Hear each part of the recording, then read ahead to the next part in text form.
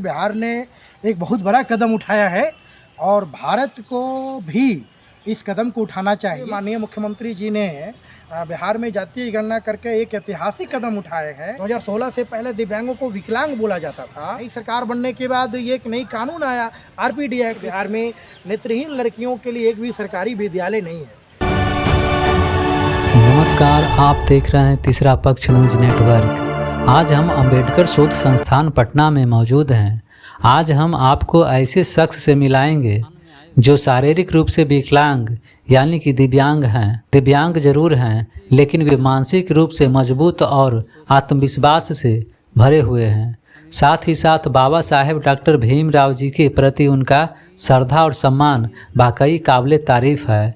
जी हाँ, जैसा कि आप जानते हैं कि दिव्यांग या विकलांग होना कोई अभिशाप नहीं है, बल्कि किसी व्यक्ति के लिए सबसे बड़ा अभिशाप निकम्मा या कामचोर होना है। आइए आगे जानते हैं कि समाज और राजनीति के बारे में वे क्या सोचते हैं और दिव्यांगों के लिए उनका संदेश है। क्या अपना परिचय दीजिएगा भैया? मेरा नाम राकेश कुमार है और मैं बिहार में दिव्यांगजनों पे काम करता हूँ, विशेष तौर पे मानव अधिकार से जुड़े हुए। और मैं इधर जा रहा था तो सोचा कि मैं अम्बेडकर जी के चरणों में नमन करूँ। तो मेरा हमेशा अम्बेडकर जी के प्रति श्रद्धा रहता है। सर, जातीय जनगणना की स्थिति में बताइए। जातीय जनगणना की स्थिति हम तो ये कहेंगे बिहार ने एक बहुत बड़ा कदम उठाया है और भारत को भी इस कदम को उठाना चाहिए, क्योंकि आप हम समझ सकते हैं कि मान लेते हैं डॉक्टर अम्बेडकर की बात करें, उन्होंने भी कहा था कि भाई ये जब तक जिसकी जितनी आबादी होगी उसकी उतनी भागीदारी सुनिश्चित जब तक नहीं होगा तो ये संभव नहीं है। और जातीय गणना तो ज़रूरी है जब तक सर्वे नहीं करें। माने घर के में भी हम कोई खाना वगैरह बनाते हैं, हमारे यहाँ कुटुंब आ जाते हैं 10 गो, तो 10 गो कुटुंब में हम 1 किलो चावल बनाएंगे कि 1.5 किलो चावल बनाएंगे, तो गिनते हैं ना कि कुटुंब 15 गो है का। और जब यहाँ जितना आदमी का गिनती नहीं होगा, जिस जाति का गिनती नहीं होगा, तो बजट कैसे बनेगा? और जब तक सर्वे नहीं होगा, जनगणना नहीं होगा, तो एक दूसरी बात है कि उसका बजट नहीं बन पाएगा। इसलिए माननीय मुख्यमंत्री जी ने बिहार में जातीय गणना करके एक ऐतिहासिक कदम उठाए हैं और निश्चित तौर पे जो है कि मतलब एक तरह से कह सकते हैं कि भारत की सरकार इनकी बातों को समझे और निश्चित तौर पे कुछ राज्यों ने माना भी है। तो इसलिए हम तो जातीय गणना बेहद अच्छा मानते हैं, ताकि संविधान में जो लोगों को हक और अधिकार देने की जो प्रस्तावना है और जो बातें कही गई है वो मिले। तो ये मेरा है कि भाई जातीय गणना बढ़िया है, लेकिन कुछ लोगों का छूट गया है। इस पर यदि फिर से जो जनगणना होती है तो और बड़ी बात है, राष्ट्रीय जनगणना होती है उसमें जात मेंशन होता है, तो जो छूटे हुए लोग हैं वो जुट जाएंगे। सर, आपसे मेरा दूसरा सवाल है कि बिहार में दिव्यांगों की संख्या क्या है? देखिए, यदि हम 2011 जनगणना के अनुसार बात करेंगे, क्योंकि देश में एक राष्ट्रीय जनगणना 2011 में हुई थी, उसके अनुसार लगभग 3.25% जो है दिव्यांगों की पूरे देश में संख्या थी, और उस आधार पर बिहार में 24-25 लाख दिव्यांगों की संख्या थी। लेकिन वर्तमान परिस्थिति में आप बात करेंगे, क्योंकि पहले 2016 से पहले दिव्यांगों को विकलांग बोला जाता था, लेकिन देश में जब नई सरकार बनी, नई सरकार बनने के बाद ये एक नई कानून आया आरपीडी एक्ट। इस एक्ट में दिव्यांग 21 प्रकार के दिव्यांग होंगे। यदि आप बिहार के 12-13 करोड़ आबादी के अनुसार देखेंगे तो 21 प्रकार के दिव्यांग हैं। लगभग 1 करोड़ लोग बिहार में दिव्यांगों की संख्या है।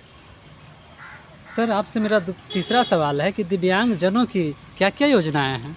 देखिए, लगभग बहुत सारी योजनाएं हैं देश स्तर पे, 23-24 प्रकार की योजनाएं दिव्यांगों के लिए है। लेकिन बिहार में जो अभी वर्तमान में योजनाएं हैं वो बैटरी वाली ट्राईसाइकिल, जो मुख्यमंत्री जी का लोकप्रिय योजना है, 10,000 लोगों को बैटरी वाली ट्राईसाइकिल मिला बिहार में। मतलब खास करके जो दिव्यांग हैं, चाहे लड़का हो लड़की हो, जिनकी शादी होती है, उसके लिए मुख्यमंत्री दिव्यांगजन विवाह प्रोत्साहन योजना है। उसके अलावा सब्बल योजना है, बुनियाद केंद्र है। और ऐसे प्रकार के कई प्रकार की योजनाएं बिहार में संचालित है। दिव्यांगता पेंशन है, दिव्यांग प्रोत्साहन है, खेल से संबंधित योजनाएं हैं। तो योजनाएं हैं बिहार में, और मुख्य रूप से चाहे यूडी आईडी कार्ड की योजनाएं हों, दिव्यांगता प्रमाण पत्र की योजनाएं हैं, या गरीबी उन्मूलन की योजनाएं हैं। बिहार सरकार ने सबसे पहले दिव्यांगों को 4% आरक्षण सभी योजनाओं में सुनिश्चित करने का काम किया। इसलिए दिव्यांगों की योजनाएं बिहार में हैं। लगभग वो सारी योजनाएं जो केंद्र सरकार के द्वारा योजनाएं संचालित होती है, वही योजनाएं बिहार में केंद्र प्रायोजित योजनाएं भी हैं, और बिहार ने अपनी योजनाएं भी लाई है, जो मैंने 2-3 योजनाओं के नाम बताई, और योजनाएं हैं। सर, आपसे मेरा सवाल है कि वर्तमान में दिव्यांगों के लिए रोजगार की स्थिति क्या है? हाँ, रोज़गार की स्थिति थोड़ी गड़बड़ है, क्योंकि रोज़गार में हम देखेंगे वर्तमान में तो एक भी जो स्टार्टअप खास करके स्किल इंडिया प्रोग्राम है, उसके तहत जो कौशल प्रशिक्षण केंद्र जो है वो सीमित है, और दिव्यांगों को रोजगार से संबंधित आवासीय प्रशिक्षण केंद्र का अभाव है।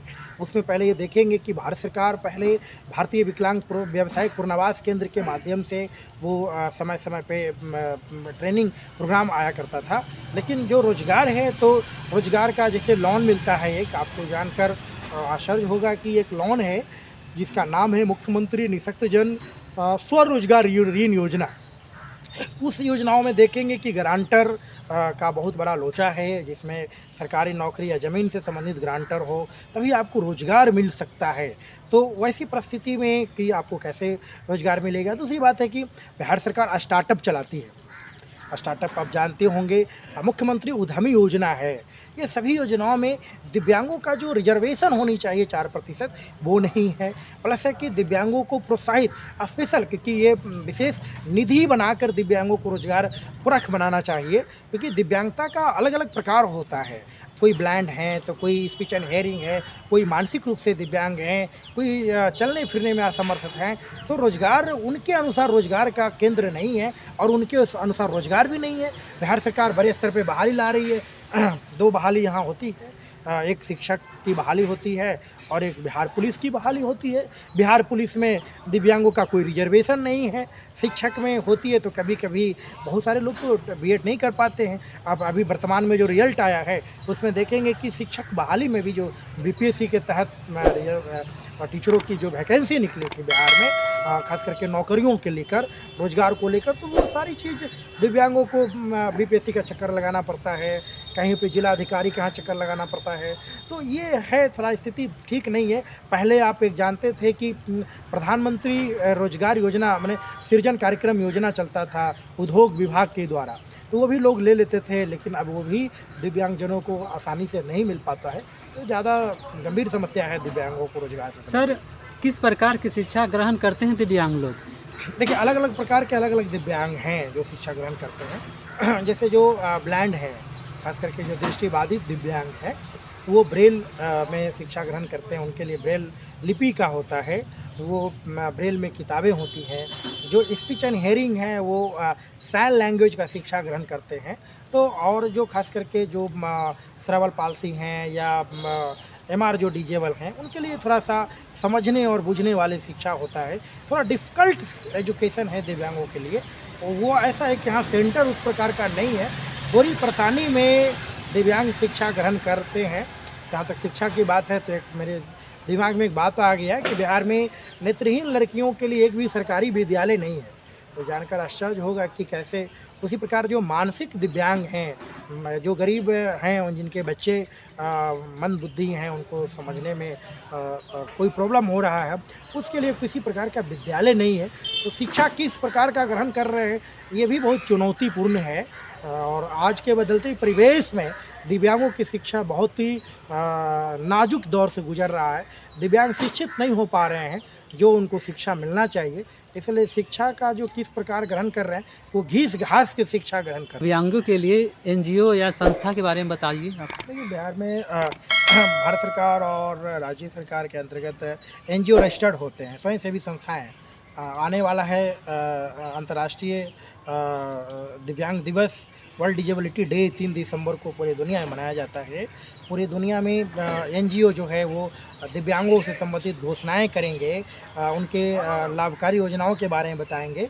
तो एनजीओ यहाँ काम करती है, जैसे रेड क्रॉस है, रेड क्रॉस काम करती है, सीआरसी यहाँ पे संस्था है वो काम करती है, बीआरसी है वो काम करती है, दिव्यांग फ्यूचर एसोसिएशन है वो काम करती है। दिव्यांग फ्यूचर एसोसिएशन यहाँ मुख्य रूप से पॉलिसी मेकिंग में भी काम करती है, लोगों की योजनाओं में कैसे भागीदार हो उसके लिए काम करती है।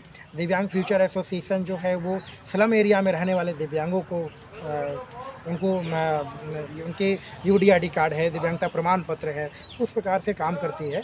खास करके पीडब्ल्यूडी से बिहार में 250 एनजीओ जो दिव्यांगता पे काम करती है वो रजिस्टर्ड है। तो ये एनजीओ की संख्या है बिहार में, लेकिन बजट का अभाव है इसमें।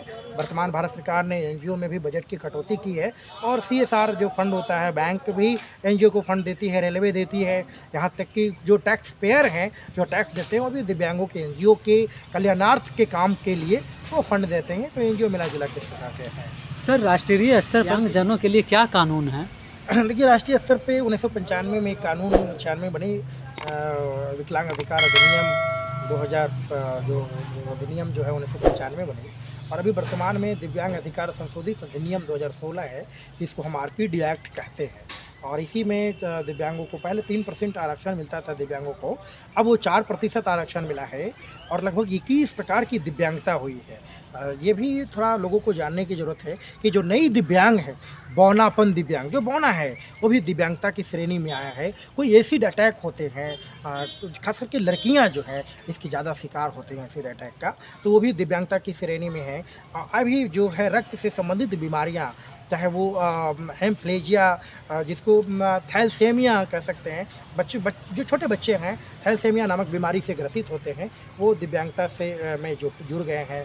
और फाइलेरिया नामक बीमारी जो है, जिनका पैर हाथ फूल जाता है, पैर खास करके पाँव फूल जाता है, वो भी दिव्यांगता की श्रेणी में है। तो राष्ट्रीय स्तर पे कानून जो है वो आरपीडी एक्ट है, वो जिसको हम right to person with disability act 1995 जो है उसकी संशोधित अभी है आरपीडी एक्ट 2016, जिसको हम कह सकते हैं। तो निश्चित तौर पे राष्ट्रीय स्तर पे कानून है और प्रत्येक राज्य में इस कानून का पालन करना है। बिहार राज्य ने इस पर गंभीरता से पालन नहीं किया है, उसका बोर्ड वगैरह नहीं बनाया है। तो मिला जुला के राष्ट्रीय स्तर पे हमारे जो दिव्यांगों के कानून है वो मजबूत कानून है। सर, इस चैनल के माध्यम से आप दिव्यांगजनों के लिए क्या संदेश देना चाहेंगे? संदेश ये देना चाह रहे हैं कि ज़्यादा से ज़्यादा इसको सब्सक्राइब करिए, लाइक करिए, शेयर करिए। दिव्यांगों के अधिकार के बारे में, दिव्यांगों की बात राकेश के साथ जानना शुरू कीजिए।